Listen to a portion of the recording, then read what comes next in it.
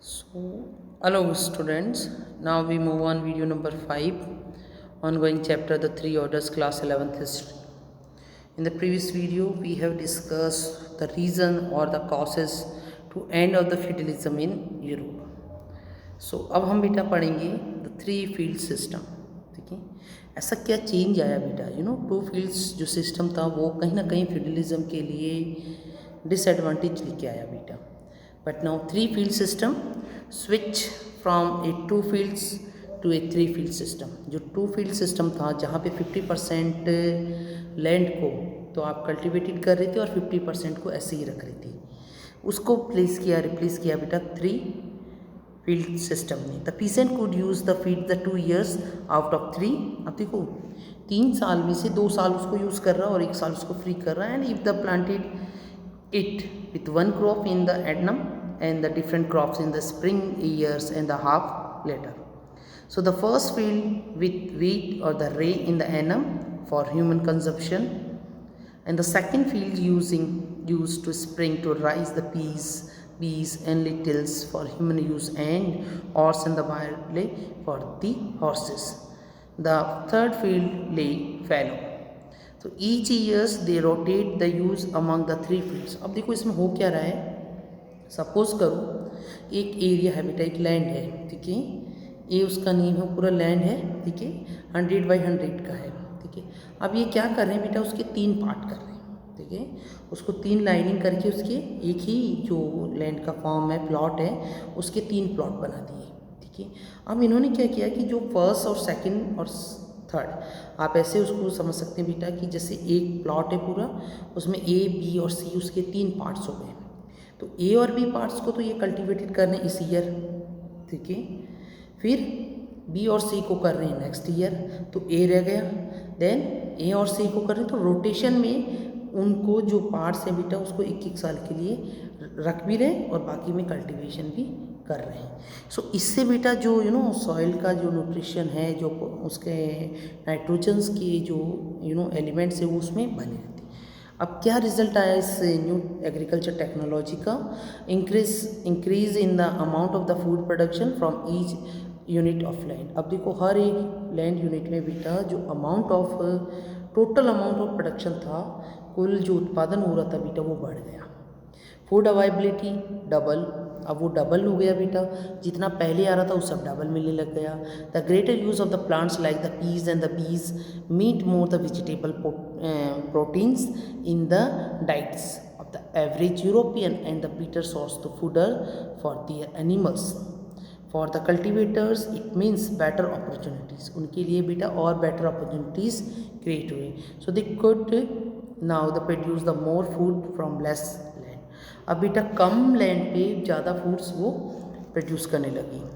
So the average size of the peasants farm shrank about 100 acres to the 20 to 30 acres by the 13th century. और जैसे जैसे time spend हुआ बेटा, तो जो एरिया था लैंड का वो भी श्रिक होके कम हो गया बेटा. So they gave the peasant time for the other activity, और अब बेटा उन किसान को दूसरा एक्टिविटी करने का भी टाइम मिला. So therefore the initiative was taken by the lords. The peasant set up the small forges in the smithies in the village where the iron tip plows and the horse shows were made and the repaired cheaply. From the 11th century, the personal bonds that had been the basis of feudalism were weakening. Economic transactions being money based, अब बेटा economy का involve हो गया. ठीक है, अब जो transaction होने लगा वो इकोनॉमी बेस्ड होने लगा बेटा, मनी बेस्ड होने लगा. Lords found it the convenient to ask for the rent in the cash not service. अब उनको बेटा सर्विस तो रहने दिया और कैश के अंदर अब डीलिंग होने लगा. वरना पहले क्या हो रहा था कि इनको इन ईयर 3 month के लिए वहाँ पे मिलिट्री में अपनी सर्विस देना होता था. Cultivators were the selling their crops and the money since the exchange them from other goods, other traders. The increasing the use of money began to influence price, which became higher in times of the poor harvest. In the England, agriculture prices doubled between the 1217 and to 1320s. Now, अब एक नया order बन रहा है बेटा, एक fourth order, the new towns and the towns peoples. Earlier जब मैंने चैप्टर स्टार्ट किया बेटा तब हमने बताया कि एंड में हम जाते जाते इस चैप्टर में देखेंगे कि एक नया बिल्कुल कम्युनिटी बन रहा है, एक नया टाउन बन रहा है। Expansions in the agriculture led the growth of the population trade in the towns. अब देखो बेटा, जैसे ही एग्रीकल्चर का एक्सपेंशन हुआ तो जो पॉपुलेशन है स्पेशली इन द ट्रेड और द टाउन, ठीक है, ट्रेड भी बढ़ा बेटा, व्यापार भी बढ़ा और टाउन में पॉपुलेशन भी इंक्रीज हुई। फ्रॉम द रफली 42 millions in the 1000, Europe's population stood 62 million around 1200 and 73 millions in 13,000। तो अब देखो बेटा 100 ईयर्स के गैप में कितना पॉपुलेशन बढ़ रहा। 1000 में 42 मिलियन था, ठीक है, 1200 में 12th सेंचुरी में बेटा वो बढ़ के 62 मिलियन और 13th सेंचुरी में बेटा वो बढ़ के कितना हो गया 73 millions. So by the 13th century, in the average European could expect to live 10 years longer than it's the 8th century। अब देखो बेटा उन्हें अच्छी चीज़ें मिल रही है, न्यूट्रिशन मिल रहा है और कहीं ना कहीं उनको रेस्ट भी मिल रहा है, बॉडी रेस्ट भी। तो कि उसका जो इम्पैक्ट है उनका एक्सपेक्ट ऑफ द लाइफ कितने साल एक यूरोपियन जी रहा था उसमें गिरा। And they have increase the 10 years, ठीक है, जो 8th सेंचुरी में था और 13th सेंचुरी में तो अराउंड द 500 ईयर्स उनकी उम्र बढ़ गई बेटा, 10 ईयर्स उनमें चेंज आ गया। The women and the girls है the shorter the life spans the compare to man because the latter ate better food. The peasant who had the surplus grain to the seal needed a place where they could set up the selling center and where they could buy tools and cloth। So अब आप देखिए, so tools and cloth and the lead the growth the periodic fairs and the small the marketing centers that gradually develop the towns like the features the town square, the church, roads where the merchant with the shops, the homes in the office where those who governed by the towns and the could meet। So in other places town grows around the large cities, bishops, estates or the large churches। Town offered to the prospect of the paid, the work and the freedoms foods from the lords, the control for the young peoples from the peasants of families। Towns air makes free was the popular saying। अब एक यहाँ पे बेटा एक अच्छी बात बन गई कि town air makes free, town में एयर है वो फ्री में मिल रही है बेटा, ठीक है। So if a serf could stay or for the 1 year and 1 day without his lord's discovering him he would become a free man. अब देखो बेटा उस शहर में ऐसा हो गया कि 1 साल में या 1 दिन में अपने लॉर्ड को डिस्कवर किए बिना कोई रह जाएगा, वो फ्री मैन हो जाएगा। Many peoples in the towns were free peasant or escaped the serfs who the providing unskilled labour. Shopkeepers and the merchants were the numerous and later there was need for individuals with the specialized skills like bankers and the lawyers। The bigger towns populations of about 13,000, ठीक है। Guild, a guild is the association of the craftsmen or the traders in the town, ठीक है बेटा। जो town के अंदर craftsman थे, जो ट्रेडर्स थे, उनका एक एसोसिएशन बना गिल्ड। ईच क्राफ्ट और the industry in the towns was organized into a guild। Guild controlled the quality of the product in the price and its sales। The guild hall was the features to every town।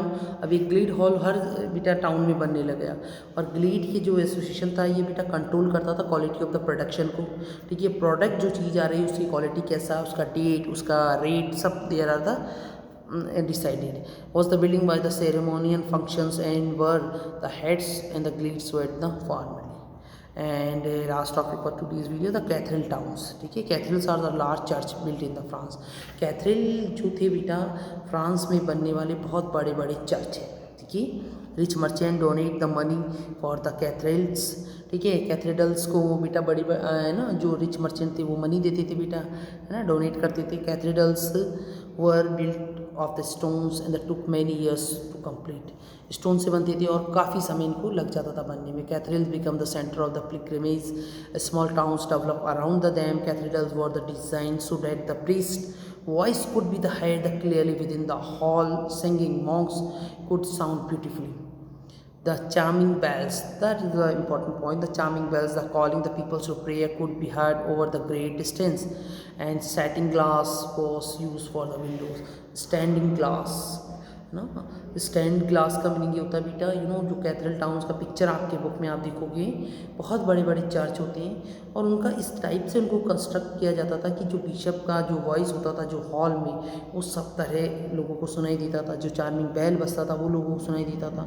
और जो उसके Windows थे बेटा, उन window में बेटा stains glass को use किया जाता था। तो जब सन का रेज उस पर आती थी, जो लाइट गिरता था बेटा, तो वो इनडायरेक्टली रिफ्लेक्ट होकर रूम में आती थी चर्च के अंदर। तो एक लाइटिंग वाला माहौल अंदर से आ जाता था, वहाँ पे लाइट्स हो जाती थी बेटा, ठीक है। During the days of the sun lights would be make the radiant the peoples inside the cathedral. After the sunset the light of the candles would make them visible of the peoples outside, ठीक है। And so the stained glass windows narrate the stories in the Bibles through the pictures which illiterate peoples could read, ठीक है। अब देखो stand glass के अंदर उन्होंने क्या किया बेटा, पिक्चर्स को भी लगा दिया, ठीक है। बाइबल्स की जो पिक्चर्स हैं उनको भी उन्होंने लगा दिया, जीसस क्राइस्ट की पिक्चर्स लगा दिया। तो इसका इम्पैक्ट ये हुआ, जो इलिटरेट पीपल्स थे, जो लोग पढ़े लिखे नहीं थे, वो भी उन पिक्चर्स को देख के बेटा सीख सकते थे। So in this video we have discussed third order and also the fourth order. Thank you for this video.